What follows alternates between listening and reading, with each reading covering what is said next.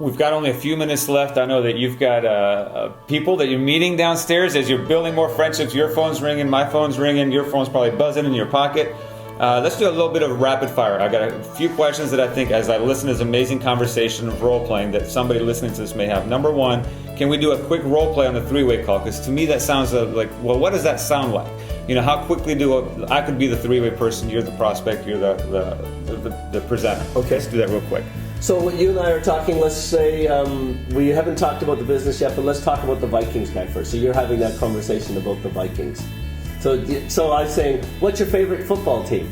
It's the Vikings, and I'm so excited about this season because they've won a lot of games. The Vikings? Oh my gosh. Oh gosh. Hey, hold on for a second. Hey Art, I've got Orjan on the phone right now. I haven't really talked to him at all about the business, but don't bring it up. But man, you're not going to believe this. He's a Vikings fan. Oh, so you like Brett Favre?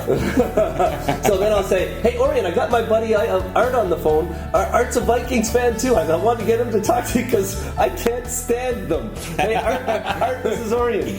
All right, so do you like Brett Favre being the quarterback this year since it's the first season with the Vikings? I'm really excited about that. And then we can just have how long would that conversation go? As long as friendship goes. Okay. You know, it might only be 2 minutes. You might have said to me before we got on the phone, Ken, I only got 30 seconds. Yeah, no problem. Then you say, well, listen, I got to go. And I won't even mention, Art's in the business or anything because it was about the Vikings. Right. And it'll be that simple. And because we've done a few phone calls, I'll know to tell you. If I only have 30 seconds, I know, okay, Ken's calling me with a friend, and I need to let Ken know. It's about 30 seconds, or if I don't say 30 seconds, that means I can talk. I'm sitting in the pool, I've got 5 minutes. Right. So that's through the culture of three-way calls that happens. And if he's only got 30 seconds, will you mention that to me? Yeah, sure. Yeah, because it's just about friendship. Or I might, first I might say, I got Art on the phone, sorry for doing this to you, joking around about Art, into freeway calling and all that, or into the Vikings and all that stuff too. Now, different scenario though, if it's a business-related call. So let's say we had a scheduled time and you had looked at the website, and this is my follow-up now. I'll have called you, I'll have booked the time with you, yeah. And you've said, okay, I get home from mailing from the postal route at 3:30, so I'll have tried to get it around 5 o'clock because I know you're relaxed now, and if you didn't look at the information, you're going to have a bit of time. But I'll say, okay, I'll call you at 5 o'clock tomorrow, and listen, Orjan, I promise I'll call you right at 5 o'clock because I know how busy you are, and I'll make sure that everything is set up for our conversation. So expect my call right at 5 o'clock. Okay. And then when I call you now, Art, what I'm going to do is I know I always have a list of 15 or 20 people in my company that I do three-way calls with, and I know everything about them. So I'll say, okay, he's a Vikings fan, he's a postman, who do I know? Okay, Art. Art delivers newspapers and he likes the Vikings. Hey, Art, I'll call you up. You got time for a three-way tomorrow at 5? Absolutely. All right, so now that you do, I'll say, okay, we're calling Orjan. He's just looked at the website for the first time. He's a Vikings fan. He's a post guy. And I'll call you at 5 to 5 and we'll review everything. Now, if you say, no, I don't, fine, I'll go to the next person. I've got 15 people. I'll find somebody to do the three-way call. Right. And notice here that you might be thinking, well, how does Ken keep track of all 15 people and what they know and what they don't know? Because they're 15 friends. And ask yourself, well, the last 10 good friends you have, you know a lot about them. You don't have to keep that in the database and so forth. Quickly, one of the things I think that will come up here is where you're doing success compression and friendshipping. I mean, you're going friendshipping, but you're transitioning into let me show the business pretty quickly. Right. How do you do that without feeling that you're being rude? Because obviously one of the negatives is our profession is, network marketers, they show up out of nowhere. Hey, we were high school buddies and look at my business.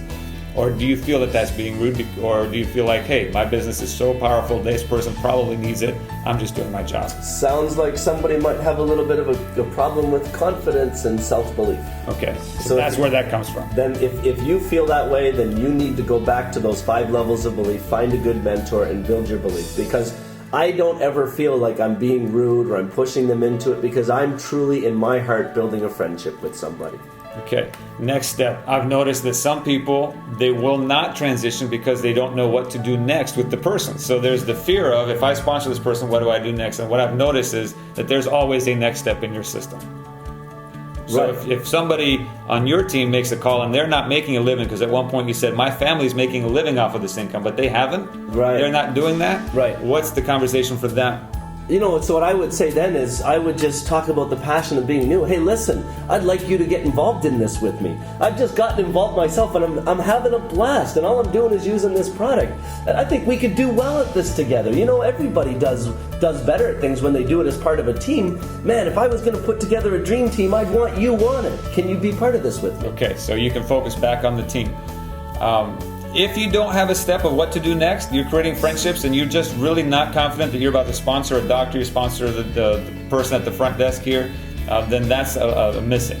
What I found. If you don't know what to do next, then you're probably not going to want to sponsor them because you're going to feel responsible for them without having the next step. Absolutely. The other part of this is what I found is that you're helping people create friends. Three-way call. And one of the big missings in society that I'm finding is people don't have enough friends. So they're actually looking to have more friends. Right. And you're filling that need through your process of friendshipping and connecting them with others. If you go back to any of the modern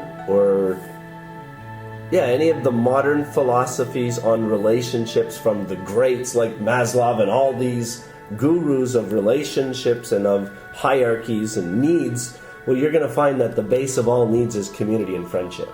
So just by offering friendship and wanting to build friendship, it's going to make you feel better. If you go out every day and you build 2 new friendships, your personal confidence is going to go up, even if you never talk about network marketing, because you're fulfilling that base need. How quickly do you want to move the next exposure to a person-to-person meeting? How important is that to Ken Dunn? It happens at the rate that they want to do it. I don't ever think about how quickly it's going to happen. I've got so many people. I've got 20 new people every day I'm talking to. Those friendships will go. And here's the other thing. If somebody slips through the cracks in the process because they weren't responding fast enough or they didn't feel good about it or something didn't happen the right way, well, that's likely because there wasn't really a good friendship connection anyway, so don't worry about it. Don't feel bad about yourself for it. So what I want you to notice is that I'm asking a lot of tactician questions at this point, and I did this on purpose because many of you are thinking, well, how do I do this? And how long is the conversation? 30 seconds, 45 minutes, and when do I take the next step? And the reality is you're building friendships, you're developing culture, and there aren't that many specifics to it. You're just looking for the end result, build a friendship, deliver the information, and let them decide. The only tactician-related point that I would have is that in the process, whatever you decide to do it consistently. Because how you do it to them is how they're going to do it to others. Training in our industry is what happens to you as you're recruited. And here is just one final from me. So let's say that our role play didn't go quite as well, and I actually didn't watch the information you sent me. At what point will you bring the business up again?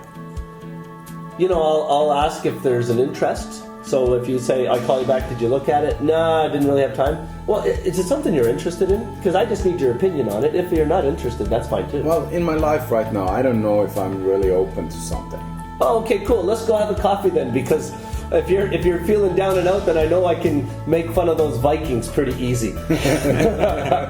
Because here's the thing. This is a pivotal point. I believe, and then hear this clearly, every single person I talk to will join my business when it's the right day for them. And if I avoid offending people, and that's why you don't handle objections and you don't push too hard, then that leaves the door open so that when I call them back in a month, I could catch them on the right day. Hey, let's look at the lottery. Let's say you just won the Florida Megabucks Super Duper $600 million cash jackpot. Would you join the business that day? Probably not. Yeah, but 98% of people that join the lottery are broke within 2 years, regardless of the amount they win. So if I stay in touch with you every month and I just happen to call you the day you got your eviction notice from your apartment you're renting, will you join the business? Of course. You're more likely to, because now you've tasted the money and you're hungry, but I stayed in touch with you through that process. Definitely. And is that about once a month, once a quarter, once a week, depending on how lively the friendship is? Yeah, you know what, if it's a really strong friendship that's growing, even if they're not in the business, it's going to be a lot more than once a month, isn't it? Because it's just friendship. And if it's not somebody that the friendship is going so strong, but you see the potential, then once a month is fine. Yeah. Again, you're building a friendship. Just look back. How excited are you about having a friendship with this person? All right. Number one, what I've definitely noticed about you, and I was talking to Peter in your group. He said, "Well, what's the difference between Ken and everybody else out there that creates success?" One thing I've noticed about you, Ken Dunn, is that you are always in action. Action trumps almost everything in your life, it seems. Would that be accurate? You know what? I went through a period of my life that is not a fun experience for me to talk about, but it's a very true experience. And back in 2004, I literally had no friends. I was abandoned, and I caused a lot of pain to a lot of people. And I decided that for the rest of my life, I'm going to go out there and make friends and try and have as many friends as humanly possible. That's all that's important to me. So that doesn't just exist from 12 till 2 in the afternoon. If my wife and I are out at the shopping mall and I see somebody I want to talk to, I do it. And she has no issue with it because she knows I'm just creating friendships. And it's a core value for you. Absolutely. You absolutely have that core value. Okay, well, Orjan Sala, thanks for being an amazing Viking fan. It's in my roots, you know. I'm from Norway. You're from Norway, so it's a great team to root for. Ken, thank you for taking time today to have this conversation and being willing to put it on a recording so that people outside of your team, people outside of your team, or people outside of my team can go and leverage this information. I'm always working on me so I can get better. Ken Dunn, I know you're always working on you to get better. You even mentioned it, Orjan. You and I, we've known each other for decades almost. We're always working on ourselves. And as you're listening to this, I hope that you are always working on you, on building friendships, reading the right books, because you're the project ultimately. Go out and make 1 million friends. Fantastic. Thank you, Art.